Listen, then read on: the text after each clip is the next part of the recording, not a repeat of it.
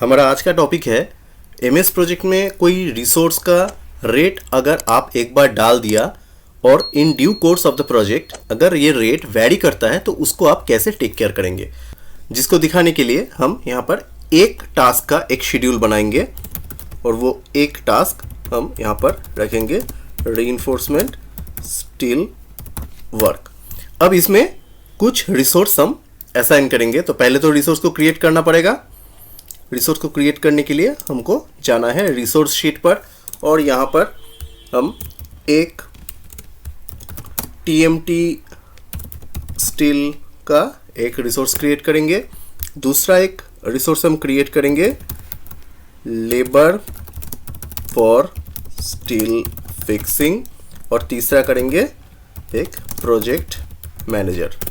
यहाँ पे देखिए तीन रिसोर्स हमने यहाँ पर लिया। फर्स्ट रिसोर्स जो है ये टीएमटी स्टील, ये मटेरियल टाइप ऑफ रिसोर्स है।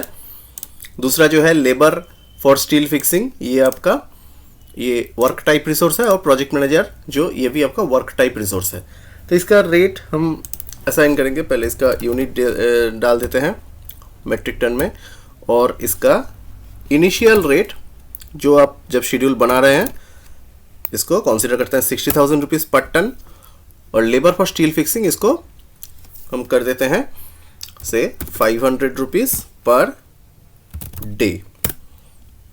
और ये प्रोजेक्ट मैनेजर का सैलरी को इसमें डालना पड़ेगा से 90,000 रुपीज़ पर मंथ।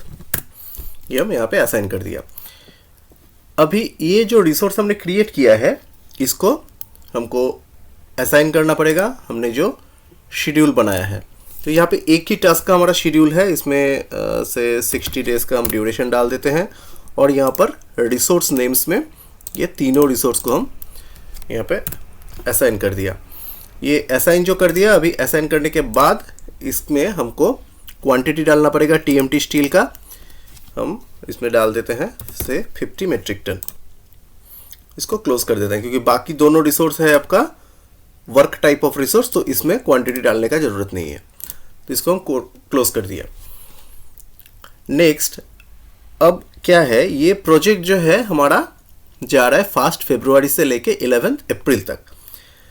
कंसीडर करते हैं कि मार्च का 1 तारीख से ये रीइंफोर्समेंट स्टील का जो रेट है ये बढ़ जाएगा, लेबर का रेट भी बढ़ जाएगा और ये प्रोजेक्ट मैनेजर का जो सैलरी है वो 1 अप्रैल से बढ़ जाएगा।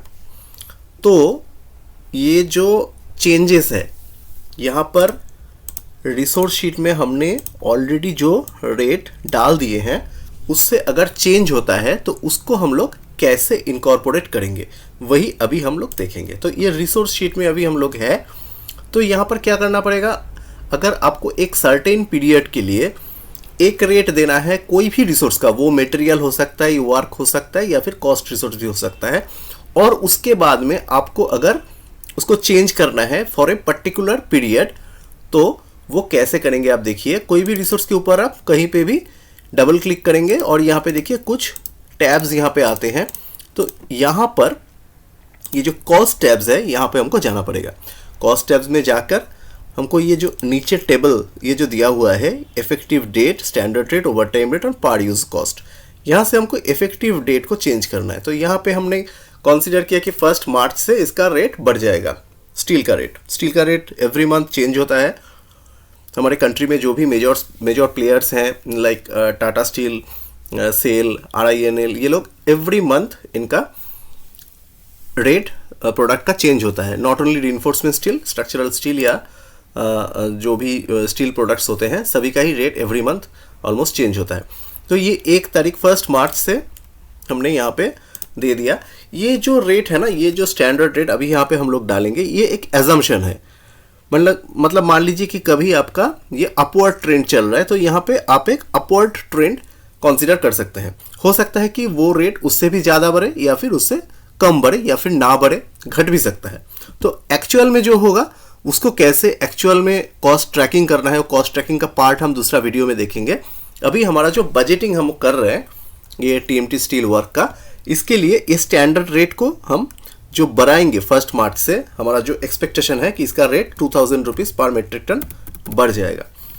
एक्चुअली ये चीज़ बहुत ही इफ़ेक्टिव है अगर आप एक बड़ा लॉन्ग प्रोजेक्ट के लिए आप प्लान कर रहे हैं। तो लॉन्ग प्रोजेक्ट में क्या होते हैं, जो लॉन्ग ड्यूरेशन वाले प्रोजेक्ट होते हैं उसमें मटेरियल कॉस्ट या फिर कोई भी रिसोर्स रेट जो होता है वो एक सर्टेन टाइम के बाद वैरी करना इनएविटेबल है। तो वहाँ पे ये चीज़ काम आ जाता है। और नेक्स्ट मंथ में हम मतलब 1 अप्रैल से स्टील का रेट हम कंसीडर कर लेते हैं से 63,000 रुपीज़। अब यहाँ पे एक प्रैक्टिकल चीज़ आपको बताते हैं। मान लीजिए कि ये स्टील का रेट तो एवरी मंथ वैरी होता है। अभी आपका अगर यहाँ पे कितना है 50 मीट्रिक टन का आपका काम है, तो अगर 50 मीट्रिक टन आप परचेस कर लेते हैं फरवरी महीने में ही, तो आपको ये रेट जो है ये रेट का इफेक्ट नहीं आएगा। ये जो रेट बढ़ रहा है इसका इफेक्ट नहीं आएगा।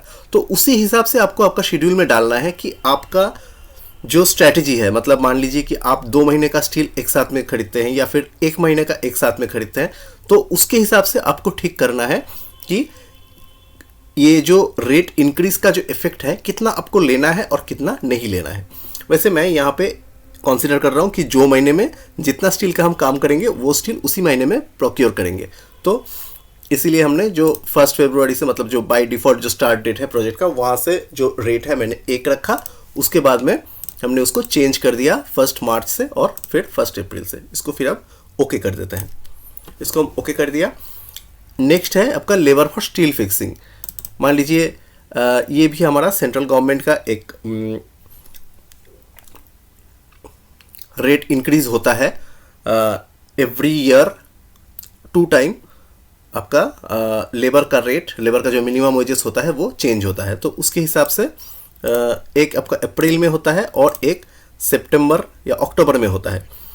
तो यहाँ पे हम 1 अप्रैल से ये 500 रुपीज़ पर डे जो है इसको हम 600 रुपीज़ पर डे कर दिया और इसको ओके कर दिया। और प्रोजेक्ट मैनेजर का ये इनका मान लीजिए कि अप्रैल महीना से सैलरी इंक्रीमेंट होगा, तो उसका भी इफ़ेक्ट हम यहाँ पर ले सकते हैं। तो 10% इंक्रीमेंट दे देते हैं इनको। तो 90,000 के ऊपर 10% मतलब 9,000, तो इनका 1 अप्रैल से सैलरी हो जाएगा 99,000 रुपीज़ पर मंथ। तो अब इसको भी हम ओके कर दिया। अब हमको वापस जाना है गैंट चार्ट में। यहाँ पर देखिए ये रिसोर्स ऑलरेडी असाइन हो चुका है और ये बार चार्ट भी आ रहा है। इसको हम ड्यूरेशन एडजस्ट करके देख सकते हैं। फरवरी से अप्रैल तक ये हमारा काम को हमने कंसीडर किया है। अब ये जो चेंजेस हमने किया इसका इफ़ेक्ट देखने के लिए हमको अभी जाना पड़ेगा रिसोर्स यूसेज में। ये लेफ्ट मोस्ट कॉर्नर से हम क्लिक करके रिसोर्स यूसेज में जाएंगे और यहाँ पर देखिए एक टेबल आ रहा है कि यहाँ पर हर एक आइटम मतलब रीइंफोर्समेंट टीएमटी स्टील जो है, टीएमटी स्टील का कॉस्ट कितना है, उसका लेबर के लिए कितना कॉस्ट आ रहा है और प्रोजेक्ट मैनेजर का कितना कॉस्ट आ रहा है, सारा चीज़ यहाँ पर दिया हुआ है। जो टोटल कॉस्ट हमने एस्टिमेट किया है, मतलब जो रेट डाला है और जो क्वांटिटी डाला है उसके हिसाब से आपको डिस्प्ले कर रहा है। अब ये जो वेरिएबल कॉस्ट हमने डाला है इसका इफेक्ट ये राइट वाला जो टेबल है इसमें आपको दिखेगा। यहाँ पर आपको कैसे दिखेगा, यहाँ पर देखिए टीएमटी स्टील का कॉस्ट यहाँ पर आपका आया है। आपका फरवरी में हो गया 12 लाख, मार्च में हो गया 13.95 लाख और अप्रैल में हो गया 4.72 लाख। यहाँ पर आप अगर कैलकुलेट करेंगे तो देखेंगे, यहाँ पे चेक करते हैं कि कौन सा महीने में अब रीइंफोर्समेंट का इफेक्टिव रेट कितना है। तो फरवरी में ये है, तो यहाँ से हम कॉपी कर लेते हैं और यहाँ पर एक एक्सेल शीट में इसको पेस्ट कर देते हैं। तो इसको डिवाइड करके अभी देखते हैं 12 लाख डिवाइडेड बाई 20, ये देखिए ये हो गया 60,000 रुपीज़। सेम यहाँ पर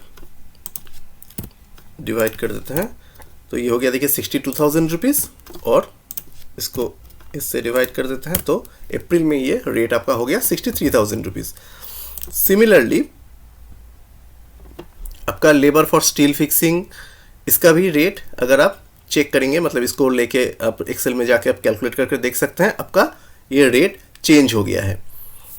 तो ऐसे करके एवरी रिसोर्स जो भी आपको लगता है कि इसका rate during the project change हो सकता है, उसको आप चेंज कर सकते हैं इसी हिसाब से।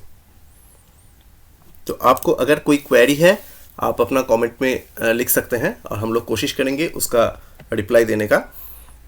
एक्सपेक्टेड है कि ये वीडियो आप लोगों को अच्छा लगा है, तो इसको आप लाइक करिए, शेयर करिए और प्लीज़ हमारा चैनल को सब्सक्राइब करिए।